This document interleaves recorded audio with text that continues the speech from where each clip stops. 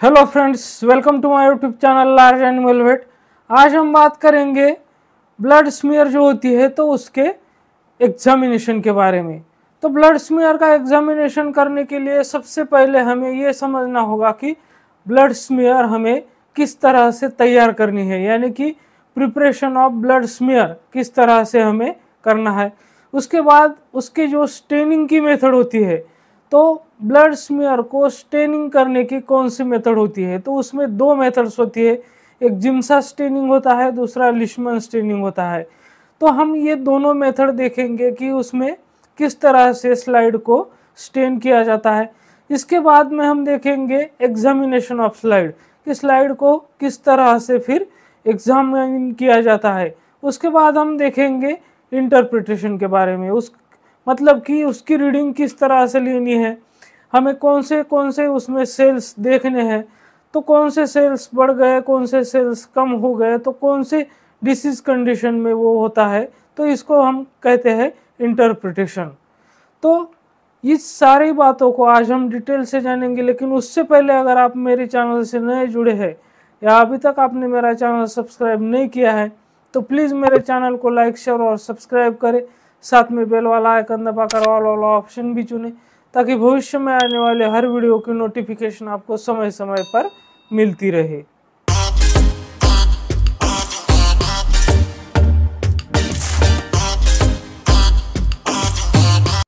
तो सबसे पहले हम जानते हैं कि ब्लड स्मीयर को कैसे प्रिपेयर किया जाता है।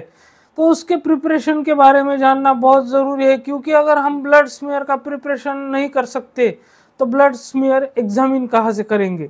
तो उसके लिए क्या करना है, हमें दो क्लीन स्लाइड लेने हैं जो ग्लास स्लाइड मिलते हैं।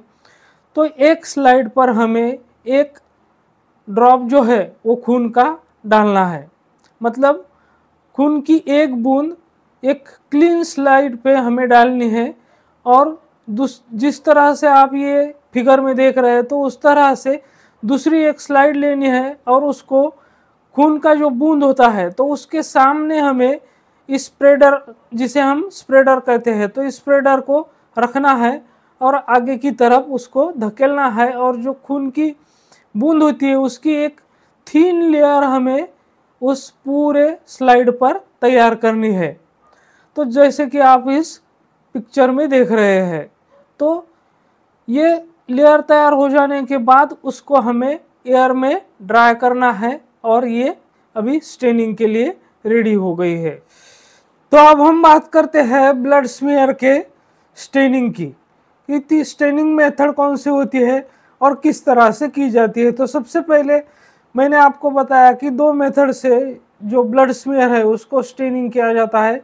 एक होता है जिम्सा स्टेन और दूसरा होता है लिशमन स्टेन। तो सबसे पहले हम बात करेंगे जिम्सा स्टेनिंग की। तो जो हमारी प्रिपेयर ब्लड स्मीयर है उसको लेना है और उसको मिथेनॉल में 2 से 3 मिनट तक फिक्स करना है। उसके बाद हमें जो जिम्सा स्टेन है तो उसको 1:10 डाइल्यूशन के रेशियो में डिस्टिल वाटर में उसको डाइल्यूट करना है।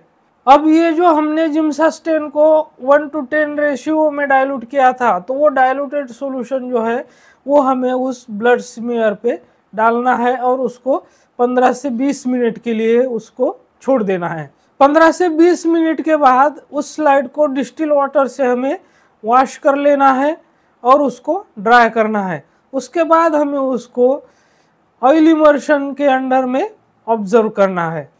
तो दूसरी जो मेथड है वो है लिशमन स्टेनिंग। तो लिशमन स्टेनिंग की अगर हम बात करें, तो जिस तरह से जिम्सा स्टेनिंग में हमने ब्लड स्मीयर को मिथेनॉल में फिक्स किया था, तो यहाँ पर हमें उसको फिक्स करने की ज़रूरत नहीं है। अनफिक्स स्मीयर जो होता है ब्लड स्मीयर, तो उसको डायरेक्ट हमें क्या करना है, जिम्सा स्टेन से स्टेन करना है, मतलब कि उससे 5 से 10 बूंद जिम्सा स्टेन उस पर डालना है और 2 से 3 मिनट के लिए उसको छोड़ देना है। साथ ही में हमें क्या करना है, जो जिम्सा स्टेन हमने उस स्लाइड पे डाला था 5 से 10 बूंद, तो उसके डबल क्वांटिटी में हमें डिस्टिल वाटर उस पर डालना है, यानी कि 10 से 20 बूंद, और उसको फूंक मार के हमें मिक्स करना है। उसके बाद हमें क्या करना है, ये अब स्टेन डाइल्यूट हो गया तो उसको 5 से 10 मिनट के लिए अब हमें छोड़ देना है। और ठीक जिम्सा स्टेन की तरह इसे भी डिस्टिल वाटर से हमें धो लेना है, ड्राई करना है और ऑयल इमर्शन के नीचे यानी कि ऑयल इमर्शन के अंडर में इसको हमें ऑब्जर्व करना है। तो अब हम बात करते हैं इंटरप्रिटेशन की, यानी कि हमारा जो रिजल्ट है उसकी। तो न्यूट्रोफिलिया अगर हमें मिलता है तो वो कौन से कंडीशन में हमें न्यूट्रोफिलिया देखने को मिलता है। तो जैसे कि लोकलाइज बैक्टीरियल इन्फेक्शन है, स्ट्रेस कंडीशन है, यूरेमिया है, ब्लड लॉस है। यूरेमिया का मतलब जब यूरिन जो होता है वो ब्लड में मिक्स हो जाता है तो उसको यूरेमिया कहते हैं।